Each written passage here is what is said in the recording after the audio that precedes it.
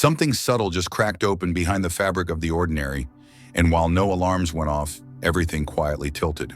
The change didn't arrive with ceremony or thunder. It slipped in like a soft rearrangement of gravity. Venus has moved into Revati Nakshatra, but that's not just an astrological headline. It's more like an invisible key turning in a door that most people didn't even know was there. From here on, the usual rhythms won't quite sound the same. It's as if the air itself is humming on a new frequency, and the body catches it before the brain can decode it. Think about it. Hasn't something already felt slightly off in the last few hours? Not wrong, just unplaceable? Revati is not just a star cluster. It's a transitional space, the final thread in a tapestry that stretches across the sky, one that doesn't finish cleanly, but instead begins to dissolve. And Venus doesn't just visit places like this. She activates them. She invites longing, unearths forgotten tenderness, and surfaces a strange nostalgia for futures not yet lived. There's something deeply peculiar about the timing, too. Just when it felt like clarity might finally arrive, the lines blur again, but not into confusion, into depth, into something that asks to be felt rather than figured out. If something inside you felt still while watching this, it means you're aligning. Subscribe and stay close, because the transmission continues. And isn't that where it always begins? That slight unease, the dissonance between what makes sense and what pulls anyway? That's the signal. That's the gentle pulse of an incoming shift, one that won't announce itself, but will insist on being noticed nonetheless. Most won't. Not because they can't, but because distraction is more comfortable than transformation. So the question hangs there like condensation on glass. When was the last time reality moved around you instead of the other way around? Somewhere above the static veil of the night sky lies a hidden grid, 27 silent coordinates humming with distinct pulses. They're not destinations and they're not maps.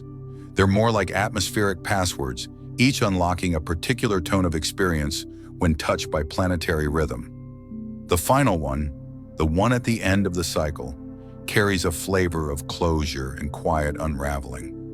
When Venus slips into this final space, it doesn't just stir emotion, it adjusts perception.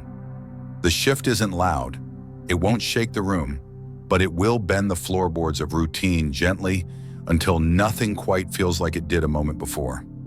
Ever had a day where everything was normal, but nothing sat right? That's not a mood swing. That's a background frequency changing without permission.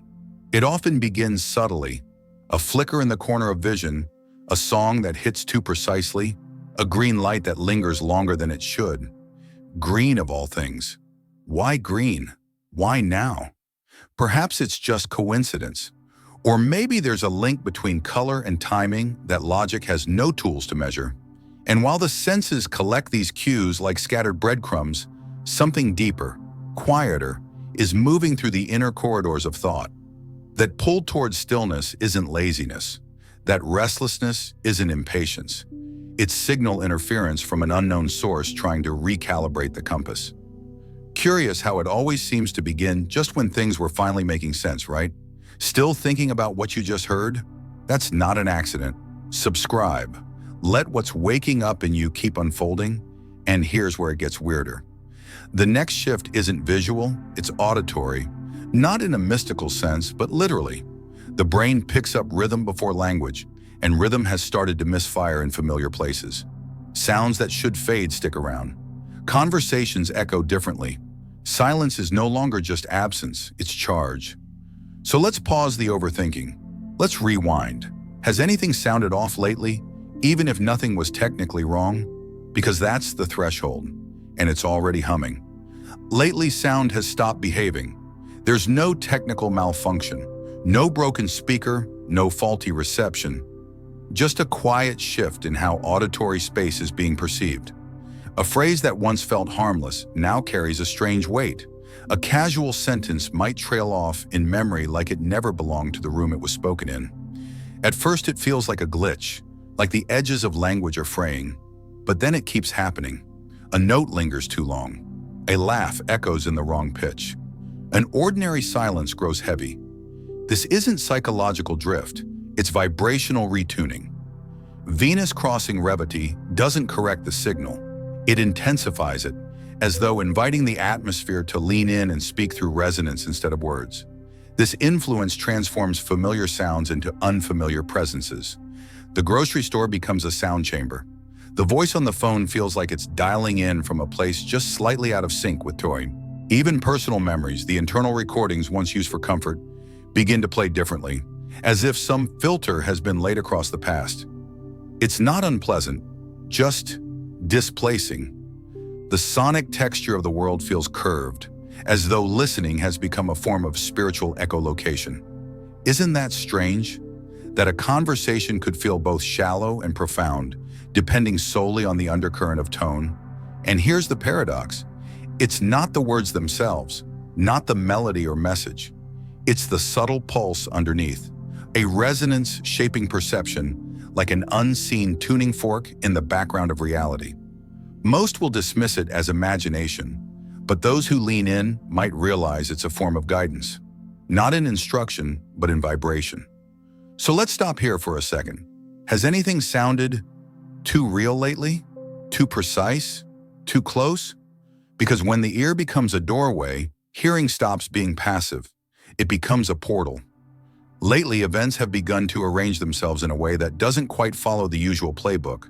Wishes aren't waiting in line. There's no need for scripting, no ritual offering, no carefully crafted intention. Instead, it's the throwaway phrases, the offhand remarks, the side comments laced with irony that are being picked up and processed into reality. Not because of effort, but because of neutrality. There's no friction in the relaxed statement, no energetic resistance, and with this Venus in Revati current smoothing out the gaps, even the most casual expressions become seeds. Not dramatic, not magical, just efficient. Momentum is doing the work now, and the path of least resistance is beginning to respond faster than the mind can track. You're not here by mistake. If this felt like home, it probably is. Subscribe and stay where the deeper truths live. These aren't affirmations. They aren't even wishes. They're unguarded leaks from the subconscious, and that's what makes them potent. The mind steps aside for a moment, and the raw code slips through. A sarcastic laugh, a curious "what if?", a tired "I could really use a break," and the world replies, not with fireworks, but with quiet compliance. And isn't that a little eerie? That the moments we don't try are sometimes the ones where the script flips? When the words come from that in-between place, between truth and play, between hope and indifference, they echo differently. They don't ask for permission, they arrive already woven into the fabric. Here's a thought worth pausing on. Maybe the most powerful forms of expression aren't the ones offered with ceremony, but the ones delivered with no attachment, like breath slipping through parted lips before thought has had a chance to intervene.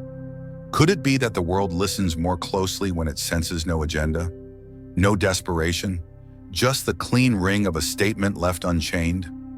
And if that's the case, is it even possible to keep speaking casually once the realization sets in that every word might be building something? A strange kind of stillness has begun to settle into the landscape of human connection, an invisible unraveling that doesn't crash or sting, but hums quietly in the background like a forgotten radio. It's the moment after the storm that never happened, the silence that reveals more than any conflict could. Right now, there's a strange recalibration unfolding in the realm of love. Not the grand gestures or dramatic breakups, but a slow, dawning realization that much of what passed for closeness June have been shaped more by longing than by truth. Some are beginning to see the outline of someone they've shared space with and realizing they don't fully recognize them. Not because the person changed, but because the lens finally cleared. There's no villain here, no deception, just the slow fading of a once vivid sketch that was never entirely based on reality. What's coming next might just be the missing piece you didn't know you were looking for. Hit subscribe, because the next message wasn't meant to be missed. What makes this shift feel sacred is not that it exposes another, but that it unveils the self that contorted, edited, and polished just to keep a particular dynamic alive. The quiet avoidance of honesty, the subtle withholding of emotion, the overcompensation dressed up as confidence, all of it begins to wear thin. And there, beneath the peeling layers, lies the most unsettling truth. It wasn't about the other person at all. It was about the version of the self that was built just to feel deserving. As that version begins to dissolve, not in shame but in exhaustion, something real can finally breathe. The clarity doesn't destroy connection, it sifts through it. What's rooted will remain. What was floating on illusion will drift off, like mist burning off under direct light. And this is where the paradox hits hardest. There might be no tears, no drama, just a hollowed-out space where the performance used to live. Not sadness, just stillness. Love that demands a costume is no longer viable. It's not sustainable. The energy arriving now asks a raw question that's easy to dismiss but hard to ignore. Is presence possible without the script? Can vulnerability exist without reward? Can closeness survive the removal of masks, both theirs and one's own? Some relationships will deepen, not because they were perfect, but because they were real enough to begin again. Others will fade, not out of failure, but because they were never built for this kind of exposure. So here's the pause point. If the illusion has dissolved, what's left standing in its place? And does it feel like freedom or loss? Or maybe both? Something quieter than silence has started to emerge beneath the surface noise of daily life, and its presence is difficult to ignore. Not loud, not alarming, just heavy enough to tilt the inner compass away from everything external. This isn't burnout, and it's not a crisis. It's more like a quiet call inward, a magnetic pull away from the calendar, the messages, the rituals of daily momentum. Social energy begins to feel brittle. The usual buzz of interaction starts to taste metallic. And for no obvious reason, the soul starts choosing emptier rooms, darker corners, unstructured hours. The world hasn't changed, but something in the way it's being received has. Anyone else noticing that the most meaningful part of the day is the moment nobody else is watching? Even once familiar pleasures now feel like static. Screens glow but don't satisfy. Conversations float past without anchoring. The shows that once offered escape now ask too much. And the disinterest? It's not apathy, it's redirection, a recalibration of sensory input. The external world begins to dim so that the internal one can amplify. This is where attention starts becoming attunement, where silence becomes saturated, charged, even instructive. The nervous system isn't malfunctioning, it's repatterning. There's a kind of deep listening happening here that doesn't involve ears. Some might even call it a conversation with something ancient, something usually drowned out by all the normal noise. And what happens in that stillness isn't always dramatic. Sometimes it looks like watching ceiling shadows shift across the wall for hours. Sometimes it sounds like unspoken memories surfacing in the form of a single tear with no name. The ordinary collapses into something mythic, not because it's mystical, but because it's unfiltered. But there's a catch. This kind of portal only opens when distractions are put on pause. If the scroll keeps scrolling, the call gets lost in the echo. So maybe this is the part where the screen dims and the candle gets lit. Not for romance, but for reception. And if the pull towards solitude is undeniable, maybe it's not isolation at all. Maybe it's a summons. And if that's true, if some deeper code is trying to come through, what does it need cleared out to be heard? What would it say if the room were finally quiet enough to listen? Just when it seems like the metaphysical has quieted down, something peculiar cuts through the haze. A recurring flicker of green, too deliberate to ignore. Not a soft background detail, not an aesthetic coincidence, but a coded flash that keeps appearing in moments charged with unseen relevance. It shows up in places that normally wouldn't register. A coffee cup lid, a stranger's jacket, a traffic light that lingers longer than expected. And once it appears, it starts repeating, steadily, rhythmically, like a subtle metronome syncing internal awareness to external cues. Green is no longer functioning as color. It's functioning as pattern, not visual, symbolic. The kind of pattern that doesn't ask to be understood, only noticed. Is it possible something this ordinary has been trying to speak the whole time? This is not a trend in perception. It's a signature of convergence. Venus, in this terrain of symbolic influence, isn't speaking through intellect, but through arrangement, placing markers in the fabric of space like breadcrumbs that draw consciousness toward an unspoken next step. The flash of green becomes a pulse that magnetizes the present moment, framing it in quiet significance. And each encounter with it carries a faint vibrational pull toward an interaction, a decision, or even a memory that's suddenly lit up with new meaning. Not because anything has changed, but because the senses are tuned to a deeper layer of interaction. These aren't signs in the traditional sense. They're synchronizations. Small alignments that confirm a hidden architecture is forming beneath the chaos. Here's where it turns from curious to consequential. The presence of green doesn't demand action, but it invites attention. It's not about urgency, it's about attunement. Something important is arriving through nonverbal channels, and green seems to be the highlight marker placed by whatever field is orchestrating this recalibration.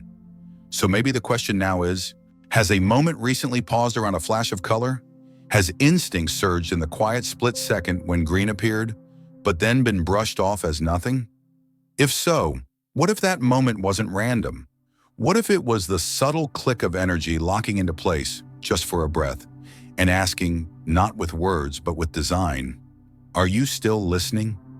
Lately, something peculiar has been threading through the fabric of still moments. A quick jolt in the chest, not sharp, not alarming, but distinct. It flashes through the body like a stray current, then vanishes before the mind can assign meaning. Not anxiety, not overstimulation, something else entirely. These microbursts of sensation have begun to show up during the most mundane acts, folding laundry, brushing teeth, sitting in silence. And they leave behind a strange imprint, as if something important just passed through the room unnoticed. But maybe it was noticed, just not with the intellect. Maybe the body got there first. If this message found its way to you and you're still here, thank you for holding space with me. If the content resonated, feel free to subscribe and stay connected as more reflections unfold. Your presence here genuinely matters. And if anything stirred within, an insight, a feeling, a memory, drop it in the comments. Sometimes one sentence from someone else becomes the exact signal someone else needed. Until next time, stay grounded, stay curious, and if it feels aligned, subscribe to keep journeying deeper with us. These sudden pulses don't carry narrative. They arrive as data, pure, immediate, somatic. And what makes them so compelling is their timing. They often show up right before or after small decisions that ripple outward in big ways. A name that suddenly resurfaces, a half-second hesitation that redirects a plan. These aren't coincidences, they're internal alerts, a kind of energetic preview of alignment clicking into place. With Venus moving in this particular field, the body begins to process cues ahead of thought. Somatic intelligence takes the lead, bypassing the need for logic or explanation. The pulse hits, the field shifts, and only later do the pieces begin to line up. Think of it like a soft inner lightning bolt, quick, bright, and coded. Here's the strange part. These jolts often happen right at the edge of something. A timeline junction, a message received, a new layer about to unfold. And while they don't demand action, they invite pause, a deeper breath, a glance around. What just changed? What memory flickered through the mind at that exact second? What phrase was about to be spoken or swallowed? These moments don't announce themselves with clarity, but they don't lie either. So here's a question to sit with. If the body is now the messenger, what is it trying to tell that the mind keeps missing? Because whatever this is, it's not random. And lately, it's been happening more than ever. Objects are beginning to behave in ways that challenge the assumptions of physical continuity. A key vanishes from a table that hasn't been touched. A journal isn't where it's always kept. The drawer is checked twice, then a third time, and still nothing.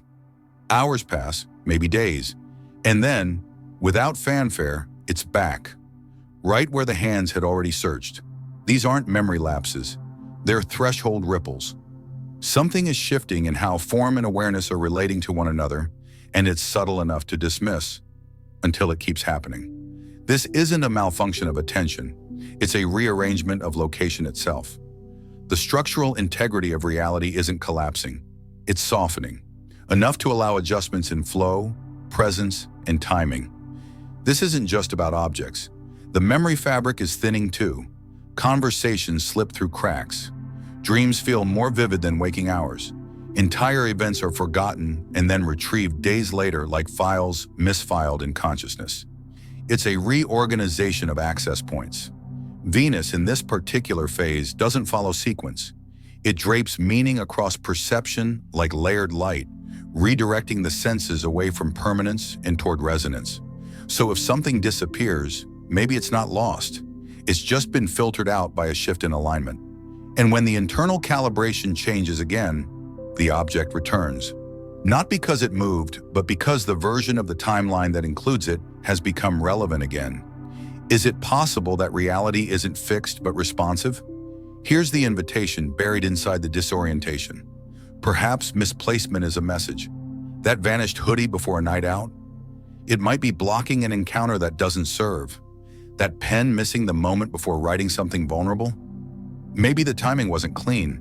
This isn't superstition, it's signal management. And in this softened grid, the system is responsive. So maybe the question now isn't where did it go, but what just shifted? Because if the fabric of the moment is in motion, then attention isn't just observation, it's participation. And this week, the lines between what's real, what's ready, and what's waiting are more fluid than they've ever been. Something unusual has begun surfacing in the space between gazes. A low-frequency tension that presses in during the most ordinary exchanges. No conflict, no confrontation. Just a sudden density in the air when eye contact lingers a little longer than expected. It doesn't require words. It doesn't need context. It simply arrives unannounced, and the moment thickens. The human face remains composed, but something behind the eyes, something unguarded, makes itself known. This isn't discomfort in the traditional sense. It's exposure, a kind of emotional spotlight that bypasses speech and moves straight into sensation. When two gazes meet now, the veil between surface and substance becomes nearly invisible. What's happening isn't telepathy, it's transparency. Venus, in this closing stretch of its current path, begins to dissolve the invisible filters people wear to protect their emotional undercurrent. The eyes stop behaving like windows and start functioning more like instruments, registering and broadcasting frequencies of sentiment that are normally too faint to perceive. Now, emotional posture is no longer optional. That laugh concealing fear? Obvious. That cool detachment hiding affection? Radiant. There's no skill to it. It's not intuition. It's simply being turned on to a deeper register of sensing. And for many, it becomes overwhelming. They avoid eye contact, not to disconnect, but to preserve boundaries that no longer hold. Because for the first time in a long time, the truth behind a glance is too easy to see. But for others, something profound happens. A wordless communion forms. A single glance transmits more intimacy than hours of conversation. There's a knowing, a silent agreement that bypasses logic and lands directly in the nervous system. And here's the moment to pause. What if this isn't awkwardness at all? What if this is resonance? What if this is the body recognizing recognition? The kind of connection that doesn't need to be named to be known. So when the gaze lands and stays, even briefly, what's being transmitted? What's being received? And more importantly, what happens next when being seen is no longer optional but inevitable? Because this version of self, the one that doesn't perform, doesn't shield, is the version that leaves an imprint, the version that signals, this is real, and it's finally ready. Before this cycle closes, something almost imperceptible will take shape. It won't call attention to itself. It won't arrive with symbols, fanfare, or even timing that makes logical sense. But it will land exactly where it needs to, gently in the space beneath thought, beneath interpretation. It might come in the form of a familiar name reappearing with no emotional weight, or a quiet moment of stillness that feels like a presence stepped between the noise and offered shelter without ever revealing a face. It could be a realization so minor it barely registers, but somehow everything feels different after it lands. The shift won't announce itself, but the body will recognize it. A breath will deepen without instruction. A tension long forgotten will release with no explanation. This is not reward or closure, it's restoration. This closing gesture carries a frequency that isn't calibrated to the current identity. It's meant for the version of self that's only now beginning to surface, the one that's been shaped not by dramatic revelations, but by nuance. That version has been forming quietly in the background of each strange moment. The misplaced objects, the soft eye contact, the glimmers of color, the untimely adrenaline. It wasn't chaos, it was preparation. Each irregularity was a recalibration. And now as the signal fades, something completes. Not in a loud way, but in the way a note fades out and still leaves the melody intact. That's the energy of this gift, a final offering. A coded reassurance that whatever has shifted inside will not be taken away. It is now part of the structure,